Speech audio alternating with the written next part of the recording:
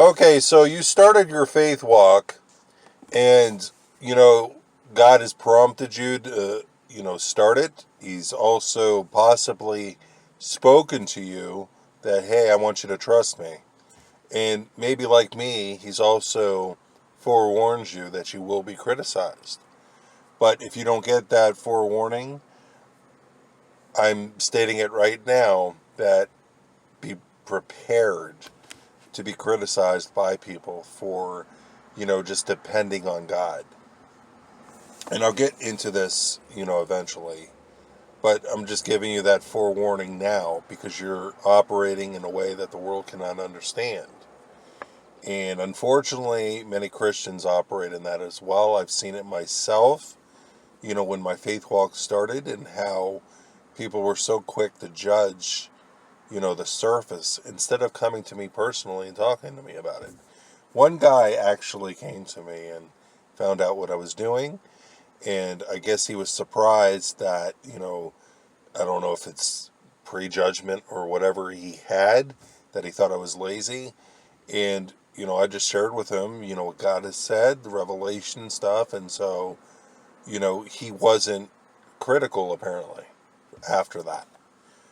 But, when I started my faith walk, I was afraid of sharing it with people that I was close to, close friends. I was afraid they were going to ridicule me. I didn't want to share what God had done because, somebody would, laugh at me and stuff. So I just kept it to myself. And, I just heard criticism after criticism from fellow believers. And it got irritating. I hated people throwing those two scriptures at me. If a man doesn't work, he doesn't eat. If a man doesn't provide for his family, he's worse than an unbeliever. And I knew in my heart it wasn't true, because why would God, you know, try to make me feel guilty when he's the one that led me into trusting him? So where was this supposed guilt that I was feeling coming from? Well, it's because I was breaking the cultural norm. For so long, men and women both are out there working hard, trying to provide for their family. Their dependence is on what they make. Their dependence is what's in their bank account. And there is no depending on God, even if they are Christian. So there's a pattern for men in this world to follow. And if they go against that pattern, then this world is going to more or less rebuke them and try to bring correction to them. So since they're walking in a pattern for so long, then, or if you're walking a pattern for so long and you go against that, then you're going to feel this supposed guilt. And you have to wonder where their guilt is coming from. Well, God's leading you into trusting him, so why are you feeling guilty? Well, it's because for so long you've been walking in that pattern. And now you're not walking in that pattern. It's like that boundaries book. You know, people may manipulate you and stuff in order to give to, for you to give to them. And when you realize that they're operating out of manipulation, you stop doing that. And so then you're going to feel this guilt because you're thinking you're supposed to be helping them and you're not doing it. What is the problem? Well, it's because, they've operated that manipulation on you. So, like I said, there's nothing wrong with giving, but it should not be done by manipulation, So in this case, you're following this guilt that this world puts on you. A man should be the main breadwinner for his family. And when he's not, he's going to feel guilty because he feels like he's not performing the role like he should. So that guilt is not of God. So I'm going to get into this message. I got to hurry because I got to get my wife. But like I already said, people will come against you, in criticism because you are, operating in a way that they can understand. So why do they come against you? Well, you have two kingdoms at war with each other. You have the earthly kingdom and you have the heavenly kingdom. Each one has its own separate laws and how it functions. It functions differently. The earthly kingdom has its laws and supposed morals that change every day or every week, to fit people's, flesh or whatever it is. 20 years ago, pedophilia was uncalled for. Now it's becoming accepted, which is absolutely ridiculous. But, so the world changes its moral laws at the drop of a hat. So God doesn't change. His kingdom of heaven doesn't change. They always remain the same. So the both are at war with each other. For example, God hates the shedding of innocent blood. That never changes. No matter how, old the world gets, it will never change because that is who God is. He hates murder. He hates the shedding of innocent blood. So in this world, it finds it okay, the whole abortion aspect okay. So since the two kingdoms are at war with each other, you are no longer operating in the earthly kingdom when you're trusting God by faith. You're operating in the heavenly kingdom. So you are no longer subjected to the worldly laws that previously you lived under. You are now operating under heavenly laws. So when you feel this guilt, for not performing your duties under the earthly kingdom, you just dismiss them because you're not breaking any moral law. God has led you into trusting Him, and He's the one that leads you and guides you into what you should do and how you should act. So you dismiss that supposed guilt because it's worldly guilt. It is not, the conscience that God has given you, the moral law in your heart guilt. Now, like I already said, what is right and wrong for the world, God may approve or disapprove of. And God said, my ways are not your ways, and my thoughts are not your thoughts. Now, this whole world, as you know in many of my videos, this world lives under independence. And man is all about doing his own thing, about making money, and following in the mold of the ideal man. So they follow these supposed cliches that's been passed down for years as if it came from the Bible itself. And, if you do your part, God will do His. And you already heard this in an earlier video, my 700s videos. And then the second cliche, God helps those who help themselves. They hold these cliches close to them, but they never pick up a Bible to find out, what the truth is. So all of this is rooted out of the earthly kingdom. This independence, everything that comes from the independence, cliches that come from the independence. So out of this independence, for those that, are following it and are slowly fitting into the ideal man's mold, they have this personal pride. And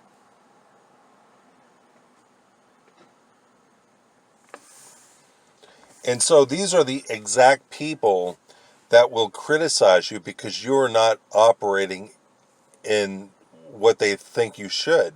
You are not fitting into that mold that the world has set for you. And so I had already mentioned is that anybody that accomplishes the tasks of the financially successful will disagree with your faith walk. And, you have to be prepared for it. And, their disagreement is rooted out of pride. It could be either Christian or unbeliever. So somebody has this job, they have the pride that they have a job. And so they start looking down on anyone that is not like them, that doesn't have what they have. Or if somebody has a job and has a lot of money in the bank, they look at those that, don't have what they have, and they have this pride in them that, they're not, operating the way that, they think that others should operate in. And so they'll start looking down on anyone that is not like them. And so even when you add more and more to that, let's say somebody has a job, a lot in the bank, Maybe they have investments, so they start looking down on anyone that is not like them. And so, like I already said, there is this personal pride that is out of their heart.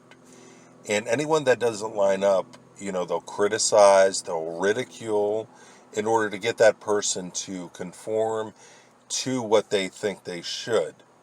And, maybe they think that they're smarter than the other people and they hold their accomplishments over others. So I want to give an example of what I had to deal with. So while I'm speaking, I'm about to pick up my wife. So I want to share with you this example that, you know, still lives with me today. Since I was new to my faith walk, God has come through, so many times, in my life since my faith walk started. And I was still afraid of sharing what he had done because there's so many people that came against me and criticized me. So if I would have shared what God had done, then they would have been like, yeah, well, you're still wrong, or something, whatever they're going to say to me. Or they'll just laugh at, the example that I would share with them. Because in their mind, they thought I was an error. They thought I was, just completely disobedient to God and was making an excuse to not work. And so they were looking at me, instead of out of love, they were looking at me through the world's ways of doing things, through this independence, through this pride that the whole world, apparently works through. And so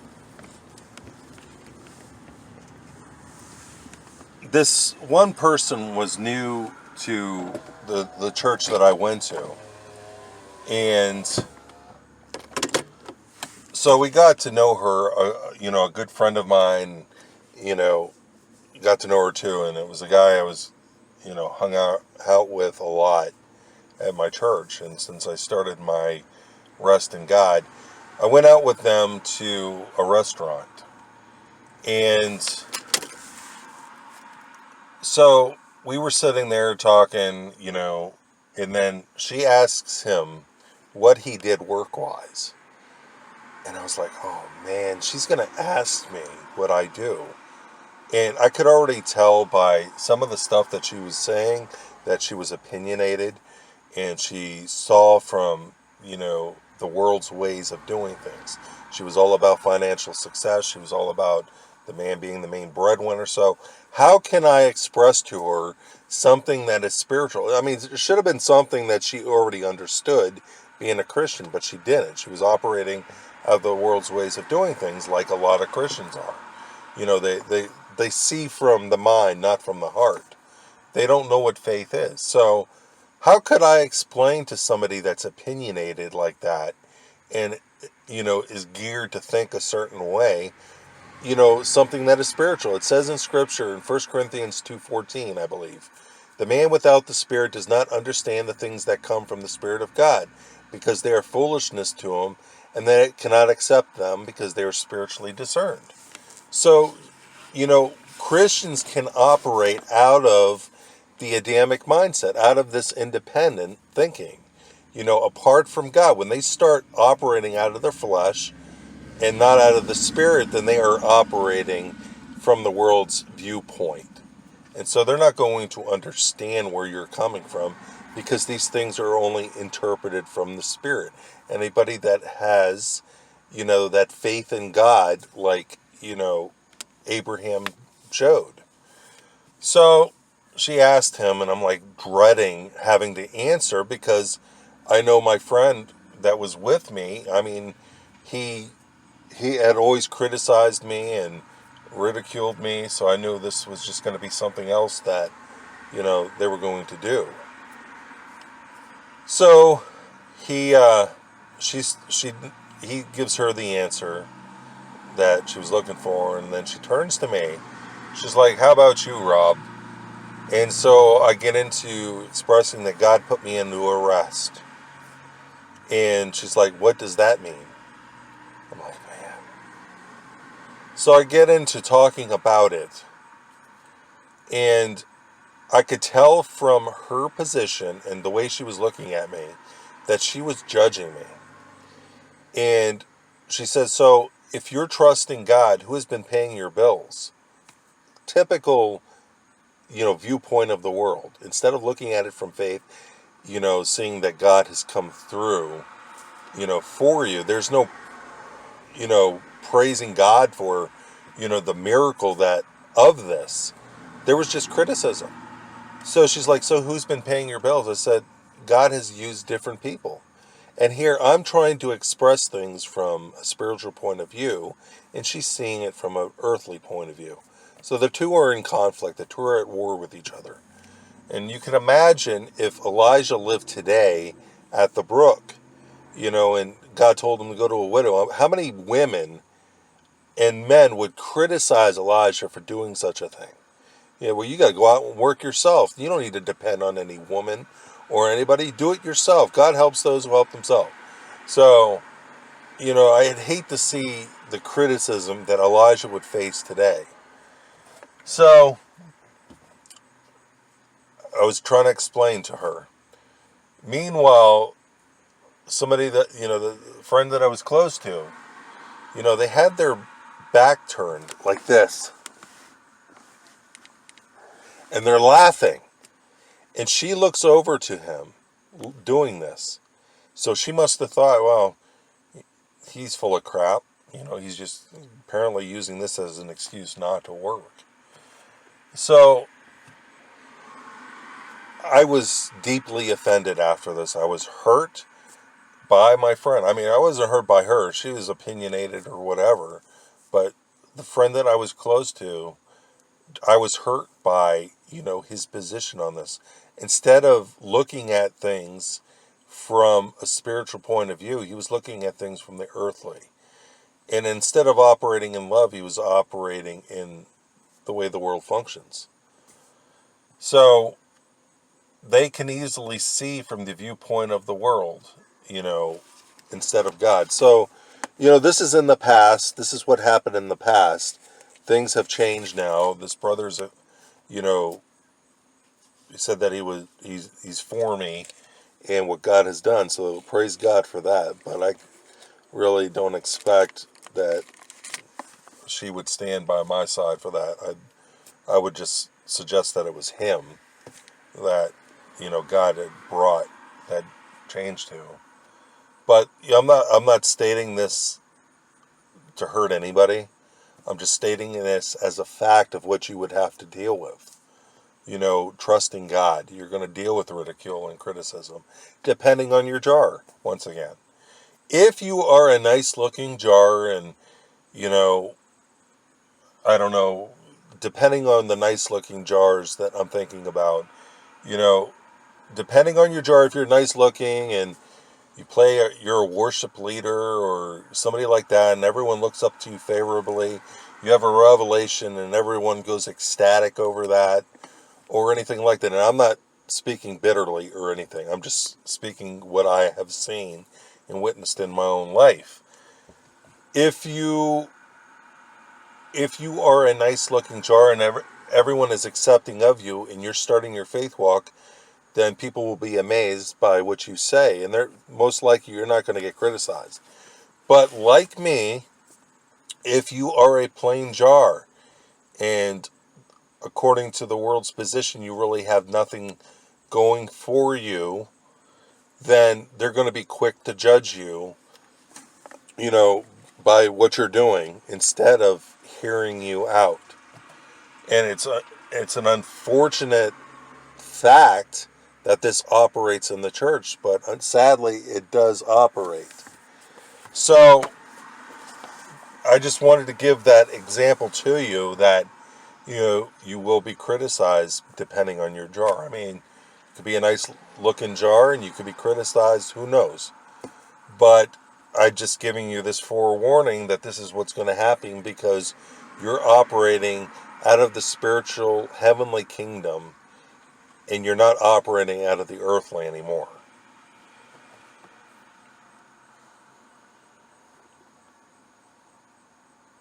So, after that example, I have already stated this before in a few videos, but, I got to the point to where I just got sick of, sharing with people what God had done, because I'm not going to open myself up to criticism. You know who you can share with. Only people that understand faith can really embrace what you're saying. And so I had three brothers at the time that, actually understood where I was coming from. And when they can understand where you're coming from, there is deep fellowship, but not with those that, you know, are not like-minded and are basically are not operating in the same spirit. And you can have Christians out there that are so focused on financial success that they're not operating in the spirit. They choose to operate in the earthly way of thinking.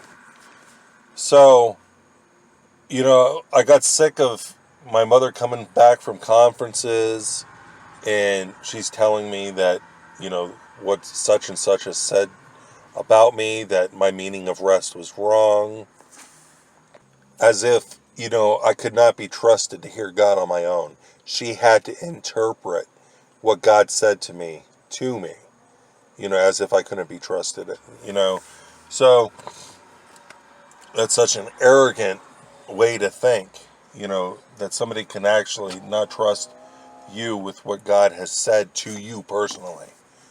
So, I heard from other people from my mother that, they I'm disobedient and irresponsible and things like that. I got so sick of hearing that. And, I was like, if you have a problem with me, then go to God about it, you know, or come to me and ask me what I'm doing. You don't need to go to anybody other than me to find out what I'm doing. That's backbiting. That's not operating in love. You know, according to, I think it's Matthew 18:15, if your brother sins, go show him his fault. Christians don't do that today. They go behind each other's back and then they slip the knife in. Or they'll, you know, involve other people in their gossip. And so that's far from what Jesus wanted. But so I got to the culmination of it, of the criticism and stuff, and I was like, all these people are coming against me in criticism. What am I doing wrong? I thought I was following God.